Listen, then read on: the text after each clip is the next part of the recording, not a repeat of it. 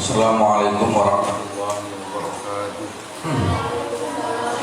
Alhamdulillahirabbil alamin, shalatu wassalamu ala asyrafil anbiya'i wal mursalin sayyidina wa maulana Muhammadin wa ala alihi wa sahbihi ajma'in, amma ba'd. Qabla an nabda hadhihi dirasah bina naqra surat al-Fatihah awalan ila nabiyyina wa syafi'ina wa qurrati a'yunina sayyidina wa maulana Muhammadin sallallahu alaihi wasallam. Thumma ila hadrati muallif hadzal kitab Az-Zarnuji. Thumma ila hadrati asatidina wa muallimina lahumul Fatihah. A'udzu billahi minasy syaithanir rajim. Bismillahirrahmanirrahim. Alhamdulillahirabbil alamin arrahmanir rahim maliki yaumiddin. Iyyaka na'budu wa iyyaka nasta'in ihdinas siratal mustaqim siratal ladzina an'amta 'alaihim ghairil maghdubi 'alaihim waladdallin. Amin. Bismillahirrahmanirrahim. Qala al-muallif rahimahullah. Fa in kana al-bala'u beneran?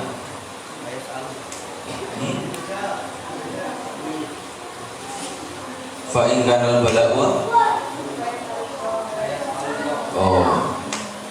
wa yas'alullahu ta'ala al-'afwa wal 'afiyata fid dunya wal akhirati liyasunahu Allah ta'ala anil bala'i wal afati fa inna man ruziqad du'a lam yuhrimil ijabah. Wa yas'alulan jaluk sapa wong utawa muallif Allahu ing Allah ta'ala halimau luhur sinten Allah al-afwa ing pengampuran wal afiyata lan selamet fid dunya ing dalam dunya wal akhirati lan akhirat liyasunahu supaya yen to ngreksa sapa Allahu Gusti Allah ta'ala halimau luhur sinten Allah anil bala'i saking balak wal afati lan ponco boyo fa inna man ruziqa fa inna man mongko sak temene wong ruziqa kang den paringi rizki sapa wong ad-du'a ing donga lam yuhrim utawa lam yuhram mongko den aling-alingi sapa wong al-ijabata ing ijabah fa in kana mongko lamun ana al-bala'u apa bala bahaya muktiran iku dipesti yusibuhu mongko ngenani apa bala'u ing wong la muhalata hale musti walakin yuyassiruhullahu ta'ala alaihi walakin yuyassiruhu lan tetapine ngentengaken hu ing wong Allahu sapa Allah ta'ala halimau luhur sinten Allah alaihi ing atase wong wa yarzuquhu lan maringi rizki sapa Allahu ing man as-sabra ing kesabaran bi barakati du'ai kelawan berkahe donga.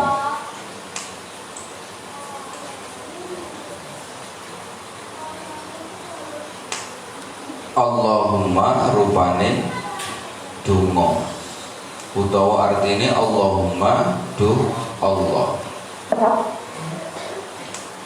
Jadi melanjutkan dari apa yang telah dikemukakan, disampaikan, dijelaskan oleh Syekh Az-Zarnuji pada pembahasan kali ini, beliau meminta kepada Allah agar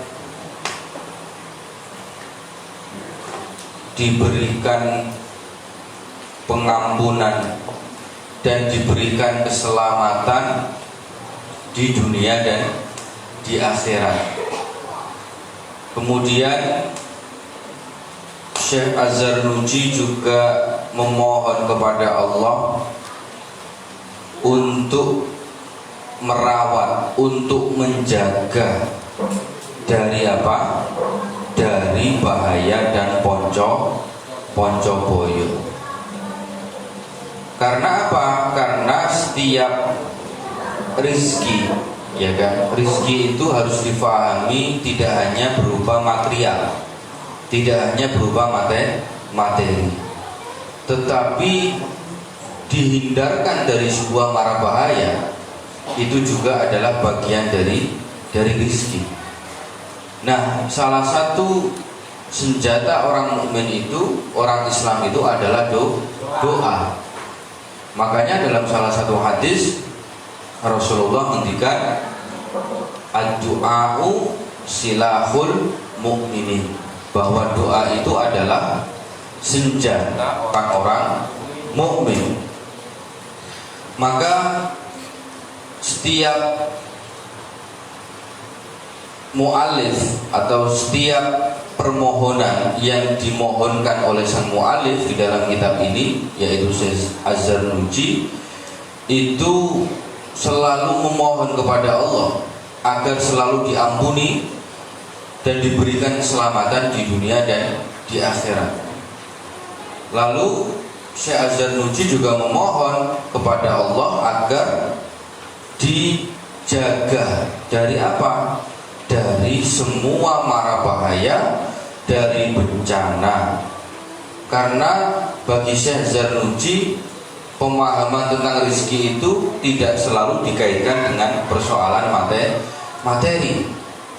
Termasuk seseorang itu diselamatkan oleh Allah, diampuni oleh Allah, dijaga oleh Allah, itu adalah rezeki yang sangat luar biasa. Maka tafsir atau pemahaman semacam ini menurut saya itu harus disampaikan.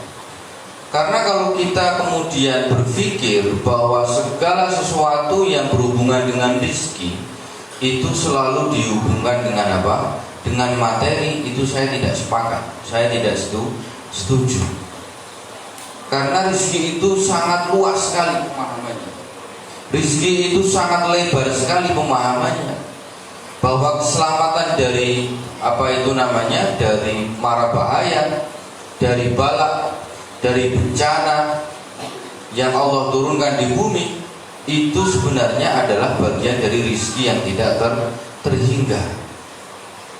Apalagi kemudian kalau kita memaknai rezeki itu adalah seluruh kehidupan kita, a total of life. Semua perjalanan hidup kita ini adalah rezeki yang Allah berikan. Bayangke wae awakmu misalnya merasakan ya perubahan waktu, perubahan diri, perubahan sifat, perubahan karakter, perubahan fisik yang selalu difasilitasi oleh Allah. Mulai kita lahir sejak kecil, awak dhewe iso apa? Ora iso apa? Mangan ora iso, ngombe ora iso. Lalu Allah memberikan kasih sayangnya memberikan sifat rahman dan rahimnya kepada siapa? Kepada ibu dan bapak kita. Sehingga apa? Sehingga bapak dan ibu kita kemudian apa?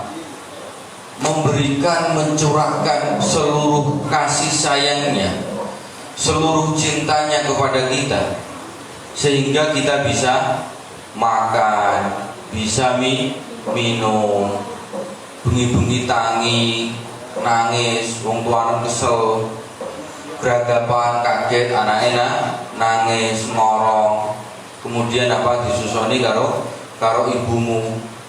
ibumu keselen, panen digugah, pak anakmu nangis, iki masa anak kodok dia iki anak barang, iki anakmu nangis pak aja turu wae, nek kowe ngomong kesel ya padha kesele, akhirnya pakane tangi, padahal sedina bar kerja, raup langsung nyandak anak. Bayangkan misalnya Allah tidak memberikan cinta dan kasih sayangnya itu ke dalam hati orang tua kalian, piye awakmu iso mangan? Nangis jarke nangis saya pak, ben mati ya lah, barengan rapate kanggo ya kok. Gede-gede kok bakalan musuh karo aku ya kok. Orang hormati aku misalnya kok Gusti Allah membukakan masa depan. Misalnya loh ya, ini contoh loh ya. Misalnya kok Gusti Allah itu memberikan ilmu kasyaf, memberikan apa itu namanya ilmu tentang future, tentang masa depan. Ning gone wong tuamu kabeh. Misalnya dibuka no sithik masa depan kowe, wah anakmu bakal iso gede koyo ngene. Menawa orang bakal diru rumah. Sebabnya apa? Rumati anak iki ya ora gampang. Abot rekoso. Makanya kenapa hadis Kanjeng Nabi sampai piye? Surga iku nek gone telapak kaki tahta aqdamil ummahat. Swarga iku nek gone apa? Telapak kaki ibu. Nek kowe pengen swarga gampang, ora usah angel-angel. Awakmu kudune bukti karo wong tuwa. Nek kowe pengen dongamu iku mandi, diijabahi karo Gusti Allah, kudune awakmu iku bekti karo wong tuwa. Nek awakmu ngarepno swarga iku apa lah? Swarga iku perkara sing enak. Uripmu kepenak, ketata, barokah, yo kan? Lancar, tidak ada kendala. Iku jenenge swarga. Kuncine apa? Kuncine ya tidak lain dan tidak bukan adalah bukti birrul walidain karo wong tua. Sebabnya apa? Tidak mungkin kalian mendapatkan surga tanpa kalian itu mencintai surga yang ada dalam diri orang tua kalian. Jadi aja arep swargane dunya apa maneh akhirat. Nek awakmu iku ora iso nyuwargakno wong tuwa loro. Sebabnya kunci miftahul jannah selain la ilaha illallah iku ya birrul walidain. Makanya kenapa nek mbok amati ana wong urip kok rekoso terus uripe. Mulai cilik sampai enom sampai tua rekoso terus. Bisa jadi selama hidupnya dia tidak pernah mencintai, menghormati, menghargai, mentakzimi apa meneh nyuwargakno wong tuwa. Lah ndekne ora gelem nyuwargakno sing duwe swarga kok ameh uripe pengen kepenak ya ora mungkin. Paham ya? Piye awak dhewe entuk swargane Gusti Allah? Wong awak dhewe iku gak pernah nyuwargakno wong tuwa. Jadi kuncine kepenak nek pengen uripmu iku lancar, uripmu kepenak, uripmu sukses, uripmu bahagia, uripmu sampai tuwa kok bakal kepenak. Iku mek siji tok. Swarga sing ana ning gone wong tuamu iku kudune mbok rumati, kudu mbok swargano. Nek sampai kowe gak iso nyuwargano wong tuamu, bisa kita buktikan nanti bagaimana kehidupan kita di di kehidupan berikutnya. Itu pasti. Makanya kalau kalian misalnya melihat success story, cerita-cerita kesuksesan orang-orang besar, saya pernah melihat satu video di YouTube. Itu ada seorang anak namanya Boim. Boim itu orang Malang. Orang tuanya itu dua-duanya adalah pekerjaannya, satu mencari kayu bakar yang laki-laki, kemudian yang ibunya itu kerjanya menjual ayam di pasar. Jadi Boim itu ternak ayam. Neoga ini tuh kuning petani, kuning peternak ayam. Kemudian setelah kulaan pitik digawa ning gone pasar. Omahe reot ame ambruk. Ijek apa? Ijek lemah. Urung tekelan urung apa? Omahe nganggo gedhek, ngisore lemah. Nah, ketika dia saat sekolah itu dia tidak pernah sedikit pun menyakiti hati orang tuanya. Bahkan dia bercita-cita tinggi. Dia berniat, saya ingin memuliakan orang tua saya. Dan saya harus sukses dengan apa? Pendidikan. Karena saya yakin yang bisa merubah nasib keluarga saya, yang bisa merubah kehidupan keluarga saya itu adalah pendidikan. Maka saya tidak tega melihat kedua orang tua saya yang setiap hari itu hanya apa? Bekerja, mencari kayu bakar dan menjual ayam. Keuntungannya hanya cukup untuk hidup sehari-hari. Maka setiap hari dia sebelum berangkat sekolah dia selalu bangun pagi. Piye carane aku iso ngewangi wong tuaku. Wong tuaku lagi golek kayu, tak tututi. Bergolek kayu wong tuane sing lanang akhirnya apa? Ngewangi boke sing wedok. Ayo mak golek pitik mak ning ndi tak terke. Ya kan? Sampai dia setiap hari itu rutinitasnya seperti itu. Setiap hari bangun pagi sebelum subuh, kemudian menyiapkan kayu bakar sing bakal ana didol karo bapake. Setelah menyiapkan kayu bakar, kemudian sholat subuh. Setelah sholat subuh dia sama mboknya mencari ayam, mencari pitik. Untuk apa? Nanti dijual kemana? Dijual ke pasar. Itu dia lakukan. Setelah itu dia pulang dari pasar, persiapan sekolah, berangkat sekolah. Bahkan pada satu waktu tertentu dia sudah merasa putus asa. Apa aku gak sekolah lah ya? Soalnya aku dulu wong tua aku ini wis tua, tenagane wis kurang. Ben omah iki biar dapur masih tetap mengepul, saya akan membantu orang tua saya akan banting setir. Saya tidak akan sekolah lagi. Saya ingin menggantikan posisi bapak saya mencari kayu di hutan, dan juga mengganti posisi pekerjaan ibu saya untuk apa? Menjual ayam di mana? Di pasar. Tapi oleh bapaknya bilang bagaimana? Cok, kamu gak usah mikirkan bapakmu karo ibumu. Aku karo ibumu iki wis sepakat. Nek awakmu iki kudune dadi wong sing sukses, jadi orang besar. Pokoknya awakmu ora usah mikir wong tuamu.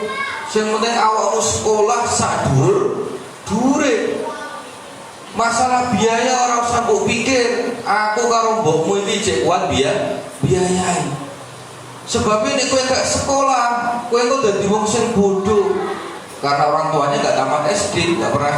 Jadi cara beliau itu apa? Memberikan nasihat sangat sederhana, tetapi kesederhanaan nasihat itu sangat apa ya? Sangat memotivasi, sangat menancap kuat di hati siapa? Si boe. Kamu tuh jangan putus sekolah, nak. Kalau kamu putus sekolah nanti kamu jadi orang bodoh. Kalau kamu jadi orang bodoh, nanti kamu ujung-ujungnya juga sama seperti bapak, seperti ibu. Gak bisa jadi orang sukses kamu nanti. Gak bisa kerja di mana-mana. Paling-paling kamu nanti paling jadi tukang ternak apa? Ayam, dan jadi pencari apa? Kayu di hutan. Pokoknya kamu gak usah mikir. Kamu yang penting sekolah, belajar yang serius. Pokoknya Pokoknya bapak kalau ibu sama mbok selama masih kuat, bagaimanapun nanti kita akan menyekolahkan kan kamu. Kita akan berusaha berjuang untuk apa? Membayar SPP kamu sampai kamu selesai sekolah. Padahal rumah itu tidak ada listrik. Jadi kalau dia belajar itu malam-malam, itu dia pakai apa? Uplik. Nek omah gak ada listrik, wong omahe gede karo apa? Karo lemah. Akhirnya singkat cerita, kemudian si Boim ini karena kuliahnya di Malang, dia mendapatkan prestasi, nilainya cum laude. Nilainya selalu tinggi, 3,9, 3,8, bahkan 40. Ya kan? Itu nilai tertinggi di dalam perguruan tinggi. Kemudian dia S2 mendapatkan beasiswa ke luar negeri sampai ke Amerika. Sampai kemudian dia S3 menjadi pakar di bidang biologi atau fisika, saya lupa. Itu dia di Amerika. Dia mendapatkan beasiswa mulai dari S1 sampai S3. Nah, di akhir dia ketika ketika S3, di akhir setelah dia wisuda S3, dia ditelepon oleh Mbok. Dia menelepon ibunya di rumah lewat tetangganya, karena yang rumah orang HP. Tetangganya itu yang dekat dengan rumahnya kebetulan punya telepon. Akhirnya Mbok ditelepon, "Mbok, aku wisuda." Wisuda itu boleh deh. Ya wisuda pokoknya wis bar wisuda, sekolahku wis bar. Iku banget boke karo bapak iku wong desa ora pernah mangan botol sekolah. Jadi sampai wisuda gak mudah. Padahal anak iku kuliahnya S3 di Amerika, lalu dia sampai selesai S3 mendapatkan beasiswa penuh dan mendapatkan nilai tertinggi. Di akhir cerita dia membuat sebuah video perjalanan hidupnya, mulai dia dari kecil sampai dia mendapatkan prestasi yang paling tinggi sebagai apa? Salah satu ilmuwan Indonesia, salah satu pelajar Indonesia yang mendapatkan beasiswa S3 di Amerika. Dia bilang bagaimana? Kesuksesan saya ini itu tidak lepas dari doa, dari semangat, dari perjuangan, dari ketulusan orang tua saya.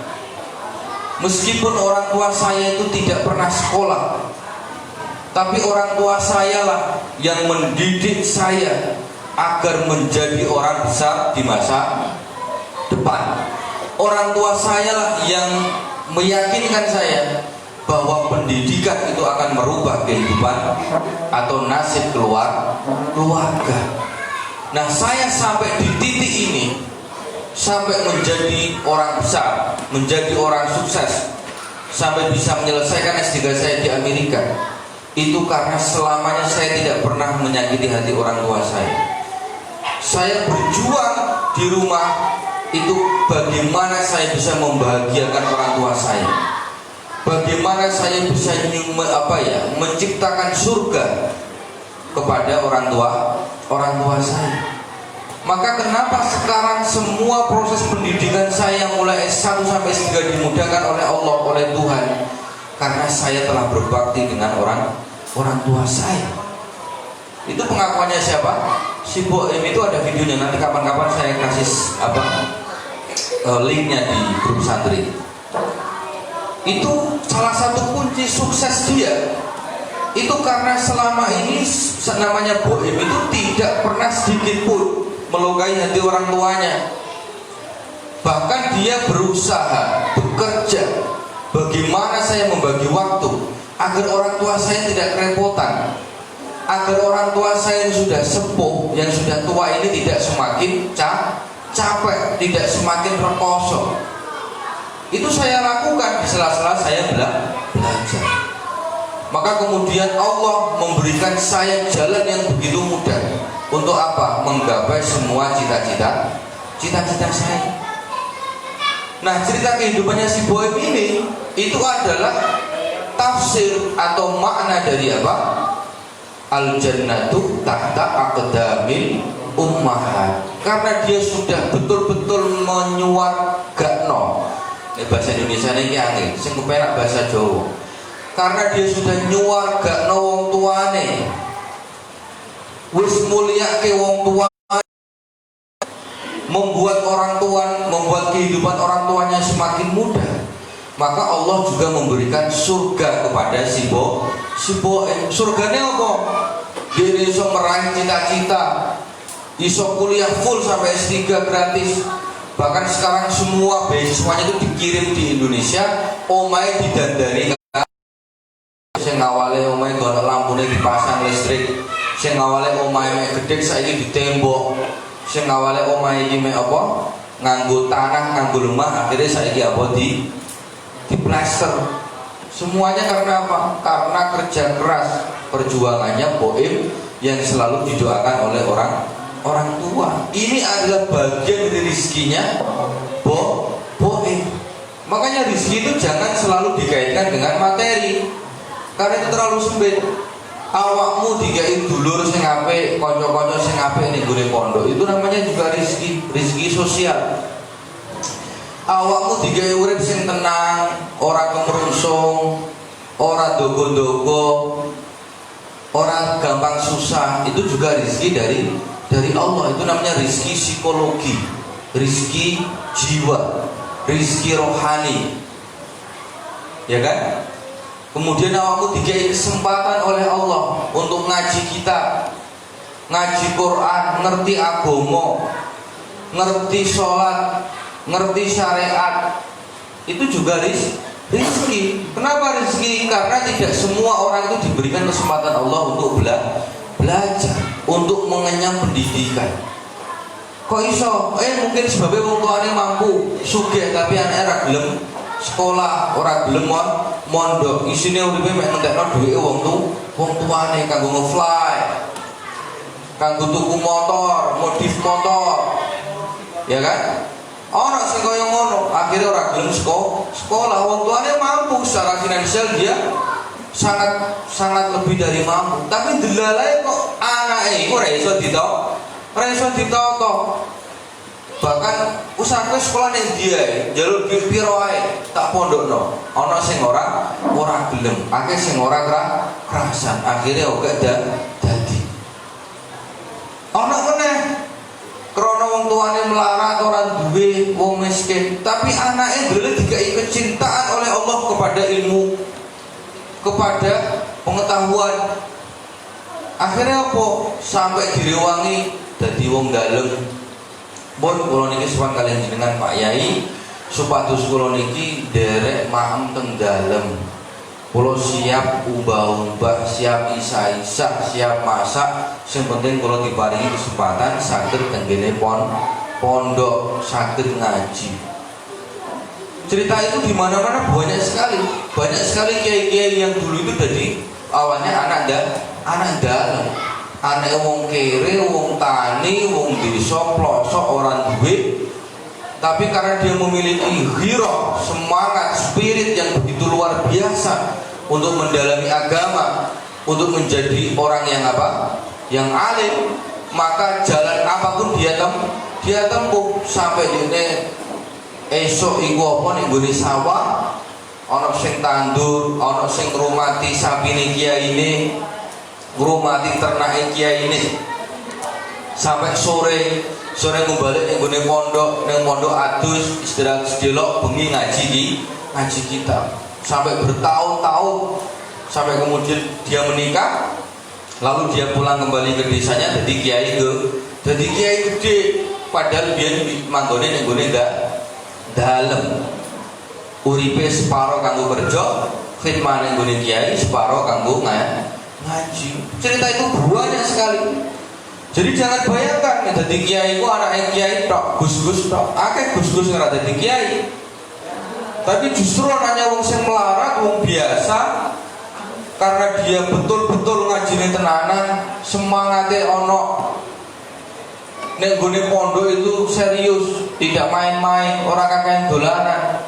Akhirnya Allah memberikan rizki keberkahan, memberikan rizki ilmu yang melimpah ruah, sehingga ketika dia pulang dia diberikan diangkat derajatnya oleh oleh Allah jadi kiai, sithik-sithik mulang ngaji ning musala, munggah levele mulang ning nggone masjid, munggah levele jadi kiai kampung, kemudian apa? Jadi dai diundang pengajian yang dindi, akhirnya gawe pondok, santrinya teko dari mana-mana. Itu banyak sekali kisah-kisah atau success story yang menjelaskan atau menceritakan perjuangan, pergulatan kehidupan anak-anak dalam yang dulunya adalah orang biasa, orang miskin, tidak memiliki truk kiai sama sekali, tapi kemudian menjadi seorang kiai. Itu juga bagian dari rezeki yang Allah berikan. Jadi kalau kita menghitung rezeki Allah, itu gak iso dihitung, tidak terbatas. Mau contohnya apa, mulai ke anak-anak, rezeki Allah itu apa? Rezeki Allah yang tuamu itu sing dikei apa? Rasa cinta, rasa seneng karo Gusti Allah ning nggone anak-anak. Nek ora seneng ya wis kowe nangis mangan ya dijarke. Alah barang anak ayo mangan ndak mangan di padahal ijek bayi. Ora mungkin. Nah, itu adalah bagian dari rezekinya Allah yang diberikan kepada kita semua. Kemudian rezeki yang paling dekat dengan kita yang tidak pernah kita sadari, yaitu rezeki oksigen. Gue pernah selama ini menyadari nek nafasem itu dibantu oleh oksigen. Oksigen yang memproduksi adalah alam. Nek awakmu gak disuplai karo alam, oga oksigen yang membantu pernafasan yang memompa jantung, memompa paru-paru, kira-kira kamu sore kok ora iso. Nek misalnya Gusti Allah, kowe ame hitung-hitungan karo aku. Kowe saiki kowe tak tarik oksigen sing tak ciptakan ning gone bumi. Sak menit, sak detik sing mbok hirup, misalnya tak tarik per serotan 2000. Kuat bayar kira-kira kowe. Wis kere ketake teh melepuk, ya kan? Lagi oksigen aja sing dikai karo Gusti Allah itu gak pernah bersyukuri. Tidak pernah kalian bersyukur. Ya Allah Gusti matur suwun jenengan sampun maringi oksigen. Sehingga apa? Saya bisa hidup. Iku ora rezeki jenenge. Itu rezeki. Lah wong lagi dikai masalah sithik wis ngeluh. Dikai problem sithik wis ngeluh. Dikai ngapalno angel sithik wis ngeluh. Padahal rezeki yang Allah berikan kepada kita itu tidak terbatas. Orang kehitung dan tidak akan bisa dihitung. Rezeki oksigen air itu wis piro? Jajal kowe gak dikei oksigen 10 menit ae. Kira-kira rumah sakit apa ora? Ning rumah sakit koma. Mati wis, wassalam, game over. Padahal awakmu ning rumah sakit ketika dibantu oleh oksigen, iku mbayari piro wis? Sedina piro oksigen? Pak, oksigennya habis Pak, ini biaya oksigen 1 juta dalam sehari. Ini kalau anak bapak ini tidak ditolong oleh bantuan oksigen, kira-kira 1 minggu ini bisa mati Pak anaknya Pak. Seminggu 7 juta, piye terus? Lu ngono kok ora pernah disadari. Itu rezeki yang Allah berikan sampai begitu murahnya Allah. Begitu sayangnya Allah, begitu cintanya Allah kepada kalian kepada hamba-Nya. Tapi awakmu dikon sembahyang rasa-rasa, dikon maca Quran rasa-rasa. Iku seimbang apa ora? Ora seimbang. Jelas ya? Nah, termasuk yang dikatakan oleh Syekh Zarruji di sini, bahwa beliau selalu meminta kepada Allah agar apa? Agar diberikan pengampunan, diberikan pengampunan oleh Allah, diberikan apa? Kesehatan, keselamatan oleh Allah di dunia dan di akhirat. Dan beliau selalu memohon kepada Allah agar diberikan rezeki berupa apa? Keselamatan, keterjagaan dari apa? Dari balaya, dari balak wal afat, dari apa? Bencana.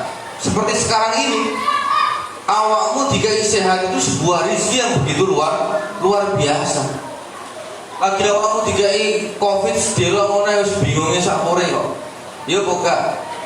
Lagi dicoba karo Gusti Allah berupa apa? Berupa penyakit. Itu awakmu wis bingung, wis wedi, wis khawatir. Piye iki penyakit koyo ngene, kok nek mati piye? Indikasinya bla bla bla bla bla. Makanya awakmu ketika diberikan kesehatan, lolos dari penyakit itu, bagaimana kita bersyukur secara mendalam kepada Allah Subhanahu wa Ta'ala. Nah, yang unik dari pernyataannya Syekh Al-Zarnuji adalah meskipun seandainya kalian tetap diberikan apa? Penyakit, diberikan bencana oleh Allah, insya Allah kalian akan diberikan kemudahan. Kalian akan diberikan kekuatan oleh Allah, yaitu dengan rezeki apa? Sabar dan berkahnya doa. Awakmu tidak dicoba, wong tuamu lagi dicoba ekonomi ini sulit. Awakmu lagi dicoba, wong tuamu montang manting golek duit kanggo ngirim awakmu. Meskipun urip iku tambah abot, tapi Allah memberikan apa? Rezeki berupa apa? Kekuatan berupa perjuangan yang begitu keras yang orang tua kalian lakukan supaya apa? Agar bisa bertahan. Keluargaku iso bertahan, anak-anakku ini iso mondok, ya kan? Iso golek ilmu. Kowe maju sak rene jan karo daftar ini lho. Wong loro rene maju kabeh. Aku maju. Ayo jan, maju rene karo daftar ini lho. Bisa rene lho minggir kene. Sebabnya apa? Awakmu gak ngrasakno. Awakmu penak karo Pak duit kontak. Pak duit kuota kontak. Tapi apakah kalian pernah membayangkan rekasannya wong tuamu golek kiriman kanggo kowe angger sasi nek wayah sepi terus piye? Utang-utang. Apa tau Pak arep cerita karo kowe? Lek aku utangku 50 juta, lek utangku 10 juta. Sebabnya apa? Wingi dagangane gak payu kabeh. Lah aku butuh ngirim kowe ning gone pondok. Mula tau bapakmu gak pernah cerita. Sing penting apa? Anakku ning gone pondok kerasan, ngajine tenanan, sekolahnya tenanan. Lah, bagaimana cara kita membantu orang tua kita? Cara kita membantu orang tua kita adalah dengan berdoa. Bi barakatin doa. Nek aku iki ndonga wong tuaku, muga-muga wong tuaku iki diparingi lancar. Nek lamun gak lancar, wong tuaku iki dikai kekuatan supaya iso ngirim aku. Lah carane aku semales wong tuaku piye? Aku kudune yo tenanan ning gone pondok, ora kakean dolanan. Aku gak ngerti kondisine wong tuaku iki piye. Lagi susah apa lagi gak susah? Lagi lancar apa lagi seret. Tak dongakno nek ancen kok iki lagi wayah sulit. Ya kan musibahnya itu karena sudah mengglobal, musibah pandemik. Yuyassiruhullahu ta'ala alaihi wa yarzuquhu as-sabra. Mugi-mugi Gusti Allah maringi gampang. Gusti Allah maringi rezeki rupane apa sabar. Itu yang harus kalian perhatikan, sing kudu mbok eling-eling. Aja sak karep dhewe.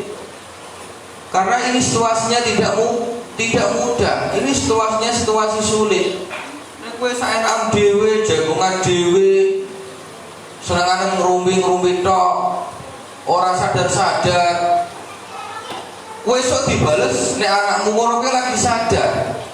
Nek saiki kowe benak-benak wae. Wong aku urung duwe anak, tidak pernah merasakan bagaimana merawat keluarga. Bagaimana merawat, memperjuangkan anak-anak saya agar bisa bertahan, iso sekolah, iso ngaji. Kowe kepenak, soalnya kowe urung ngrasake.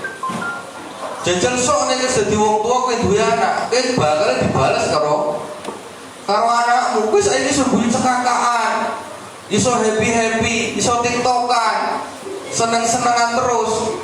Tapi eling-eling waktu itu terus berjalan. Sejarah itu akan mengulang. Nek kue apik karo wong tua nang sok bakal dibales karo anak nurut kabeh taat kabeh apik kabeh. Tapi nek saiki wis nyepelekke ya diteni. Hidup itu akan terus bergulir. Oh gak mungkin kowe selawase dadi cah nom terus. Waktu itu terus berjalan. Umur itu selalu bertambah. Nek kowe semakin apik, semakin semangat, semakin berubah, pada akhirnya kamu akan menjadi apa? Orang tua yang akan ditaati oleh anakmu. Tapi kalau kamu sebaliknya, ya bakal tidak nek diwales. Nek kowe stres pikir anakmu, guru-guru anakmu nakal, ora iso kendhaleno, senengane guyu cekakaan, sakarepe dhewe, ya kan? Kowe engko ya aja susah nek dibales karo anakmu. Karena itu bagian dari hukum kehidupan, itu sunatullah. Nek kowe nandur perkara sing apik sejak sekarang ini, kowe bakal dadi wong wae sing menikmati sapa anakmu. Nek sing mbok tandur apik, uripmu ketata, uripmu apik, nggone pondok apik, ora sakarepmu dhewe, kowe sadar sinaumu tenanan, sekolahmu tenanan, iku tanduran sing apik, sing bakal wae diterusno karo anakmu. Tapi nek kene pondok cekakaan, guyu-guyu tok, senengane apa dolanan, ora tau ngapalno, di sini mau seneng-seneng tok, ya wis silakan nanti. Ketika sejarah itu akan berulang. Iku nek sedih anakku mesti sadar ya. Nek anakku koyo ngene brekele, anggere dikandani guyu-guyu bloko, cekakaan tok, ora tau mikir, ora tau ngregani aku, ya bener. Wong aku mbiyen niku nek dikandani pak aku ya ngono iku. Itulah keadilan dari Allah. Itu adalah bagian dari hukum kehidupan. Oleh karena itu, pernyataan Syekh Azhar Nuji ini kalau kita renungi bersama ini sangat mendalam sekali, sangat luas sekali, memberikan apa? Kesadaran kepada kita. Ternyata Syekh Azhar Nuji itu selalu meminta Allah apa? Pengapura. Ya Allah, kalau aku salah, kalau aku khilaf, tolong saya meminta maaf kepada Engkau. Semoga Engkau memberikan saya keselamatan di dunia dan di akhirat. Dan semoga Engkau selalu apa? Menjaga kita dari apa? Dari malapetaka, dari bencana. Karena apa? Saya tidak tahu apa yang terjadi satu hari yang akan datang, satu minggu yang akan datang, satu bulan yang akan datang, bahkan satu tahun yang akan datang. Sopo sing nyongko tiba-tiba ada pandemi, kemudian tiba-tiba banyak orang yang meninggal misalnya karena COVID, semua orang berduka, semua orang apa? bersedih. Sopo sing bisa mengendalikan pandemi saat ini? Siapa yang bisa mengendalikan penyakit COVID ini? Tidak ada. Berarti itu menandakan apa? Menandakan itu sebuah risalah, itu sebuah penanda, sebuah pelajaran yang Allah berikan. Kalau ini adalah mutlak kekuasaannya Allah. Nek menungso iki ra iso apa, menungso iki dhaif, lemah, apes. Jadi itulah yang ingin kita petik dari apa? Dari pernyataannya Syekh Azhar Nuji tentang apa? Rizki itu adalah yang Allah berikan kepada kita di dalam hidup kita. Awakmu iso menghirup nafas, iso menghirup oksigen, iso sehat, iso ngaji, iso ngibadah, iso maca Quran. Itu adalah rizki yang melimpah ruah, yang tidak bisa diukur, tidak bisa dikalkulasi. Sampai itu wallahu a'lam bishawab. Assalamualaikum warahmatullahi wabarakatuh.